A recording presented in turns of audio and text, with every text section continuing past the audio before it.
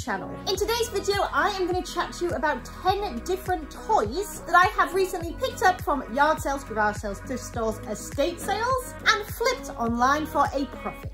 There's going to be a bit of a mixture of kind of one-off unique vintage items, which can be really fun. And of course, I'll throw in everyday items as well that you can find pretty much anywhere. Before we crack on though, I want to encourage you, if you enjoy content about reselling online, buying things dirt cheap, secondhand items, and like I said, flipping them online for a profit, then don't forget to hit the subscribe button down below so you never miss a video. Also, if you are interested in learning about how to do that in the most time efficient way possible, I would also encourage you to check out the link down below to Vendoo. Vendoo is a cross-listing platform, which basically means you can take a listing from one platform and push it over really easily to a multitude of other online selling platforms. It saves a bunch of time, a bunch of effort, and for me personally, it has helped me to grow my business substantially in terms of how many items I actually have heading out of the door and of course my income. All right, with all that being said, let's get started. Okay, I'm going to shuffle over and then I'm going to pop images right here so you can see exactly what the item was that I picked up and then sold. All right, first item is a vintage plush. I wanted to make sure that I definitely mentioned vintage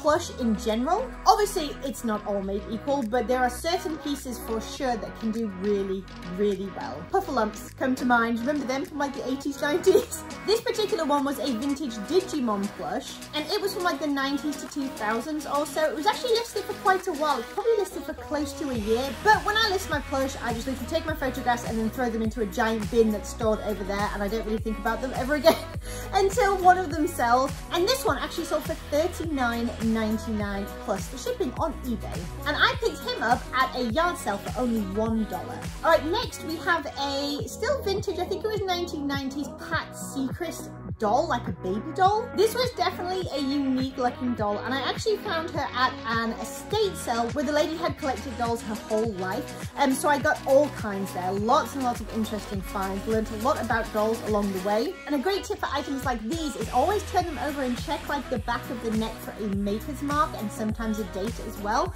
Sometimes also it could be around the tush area, or there could be like an internal fabric tag. Those are the places where you're going to start when you're looking for information to see if you have anything particularly special. So I paid $2 for her at this estate sale. She was in great condition. I didn't do anything to clean her up, just left her as she was, and she sold for $50.99 plus the shipping on eBay again. All right, next is this Astro Boy figure by Bandai. Bandai? Not entirely sure how you say that, but you will be able to see the name here in the listing, and it's definitely a brand that I keep my eyes peeled for. I found quite a lot of items by them to do with like foreign TV shows, things like anime, that kind of thing, and honestly some of them have done fantastic. We're talking well over $100 for some of those items. This one in particular, the Astro Boy figure, by the way, always make sure you do your research and see what parts it's supposed to come with. This one was complete. It had like things that fired out of its arms and its feet and all kinds of cool stuff. I spent $1 on him at a yard sale, and he sold for $99.99 plus shipping again. Okay, next, absolutely an everyday item that could turn up almost anywhere. Yard sales, thrift stores, all over the place. So this is a Wii controller, but it's a specific Wii controller. It is themed like Mario, so you can see with like the red and the blue. These are still popular. This is for like the original Wii, and I paid $1 for this controller, and it sold for $30 again plus shipping. And it actually sold really quickly, I think within like the first week or so of being listed, so that's always good when it's a nice fast flip. Okay, and next I wanted to mention some video games. I know the category is toys, but I feel like games fall into that as well, and I know a lot of people do look for video games. That is not really my niche. However, I do like a good bundle. So I was able to buy this lot of games here. They were for a Wii U, and I think there was 12 in total. Some were good titles, like you have all like your Marios and your Kirby's and Yoshi's and all that kind of stuff, and then the rest of them were just a little bit more sort of basic games, if you like. I ended up selling them in 2 different lots on auction. They sold to the same person. I actually bought these in a bundle for $100 with the actual Wii U console and the controllers and stuff as well. I sold the console separately to a family member to make my money back, and then these games here, like I said, sold on auction for $143 plus shipping. Now, I probably could have sold them with the Wii U console if I wanted to, if I didn't already have a buyer lined up, and I probably would have been looking at closer to $250 to $350 for that particular bundle altogether. If you're curious about learning a bit more about selling video games though, the best way to do it is to, when you find them at a yard sale, just go ahead, flip them over and scan the back with your eBay app, and that's going to show you what's listed. You can filter by sold, see if you have anything special in your hands. Obviously there are some out there that fetch a lot of money, and it's just a case of learning about the niche, like I said. So when you stumble across one, you know it. All right, next I'm going to show you a few Poshmark sales. Again, these are sales that have happened because I have cross-listed my items using the cross-posting software Vendoo. More eyes on the items so often does result in a faster sale. Okay, this plush toy is kind of, it's got a bit of a story to it. It's a retail arbitrage item basically. So when we were on a recent Disney trip, my son actually bought this plush for $29.99. He's been learning a little bit about reselling as well. Wonder where he gets that from. And he decided to buy it because it was limited edition and he wanted to put it like as a display piece on a shelf and basically watch the market to see what happens with it. Well, lo and behold, the market did go up because, like I said, it was a limited edition piece. Specifically, it was a Disney Parks piece that was Stitch Crashes Disney, and it was the Snow White version. He ended up taking this $30 item that he paid for and he sold it for $67 on Poshmark. And yes, I did let him keep the profits.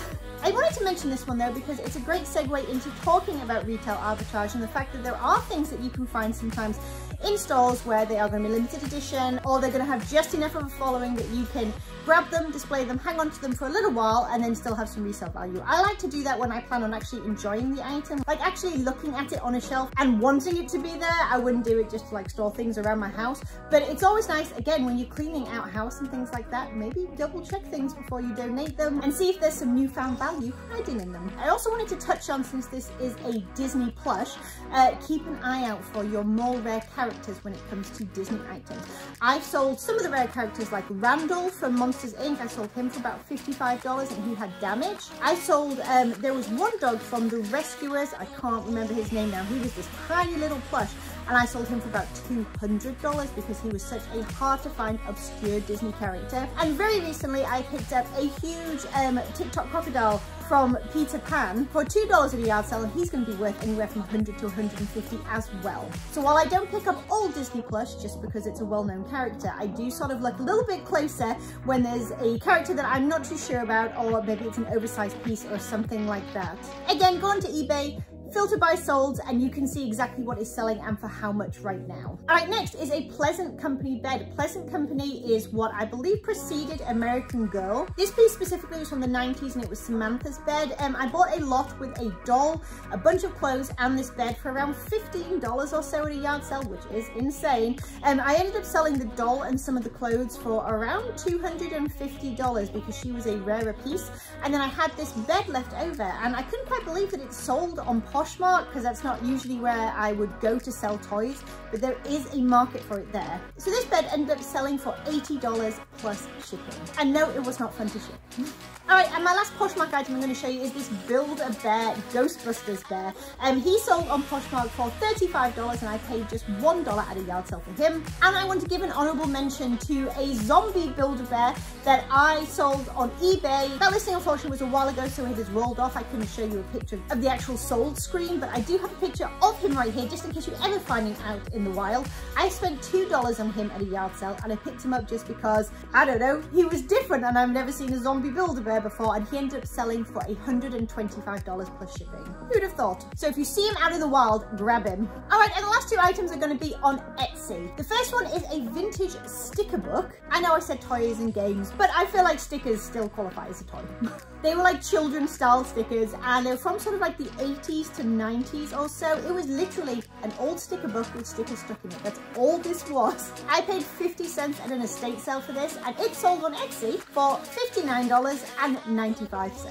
And the last item is a children's Halloween mask. Again, I'm kind of classing like dress up and things like that in toys, I know, but I just thought it was such an interesting piece and I wanted to mention it again to keep your eyes open for something like this in the future. He was a Dracula vampire style character. He was by Easter Unlimited, which is a really good company when it comes to vintage Halloween masks and Halloween costumes. Side note, if you ever find the Father Death Scream mask by Easter Unlimited, oh my goodness, grab it. That thing can be worth hundreds and hundreds of dollars. I paid $3 for this at an estate sale because I thought it was really, really cool. And it sold on Etsy for $44.95 plus shipping. All right, you guys, that's it. Those are my 10 toys that I wanted to share with you today that I will always look for, always pick up to flip online. Let me know down in the comments what kind of toys you always look for when you're hunting at yard sales and garage sales. Don't forget to check out the Vendu link as well so you can list as efficiently as possible when you find all of these cool things out in the wild. And I will catch you in the next one. Bye.